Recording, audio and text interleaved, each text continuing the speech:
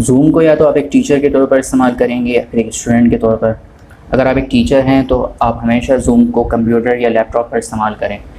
क्योंकि कंप्यूटर या लैपटॉप के ऊपर डॉक्यूमेंट्स को शेयर करना बहुत आसान होता है, स्क्रीन शेयरिंग करना आसान होता है और स्टूडेंट्स की निगरानी, उनका कंट्रोल करना भी इस पर आसान होता है मोबाइल पर कंट्रोल करने या फिर मोबाइल पर स्क्रीन शेयर करने के मुकाबले में। अगर आप एक स्टूडेंट हैं तो आप दोनों ऑप्शंस का इस्तेमाल कर सकते हैं, लेकिन मोबाइल का ऑप्शन स्टूडेंट्स के लिए ज़्यादा बेहतर है, यानी ज़ूम को मोबाइल पर इस्तेमाल करना उनके लिए ज़्यादा बेहतर है।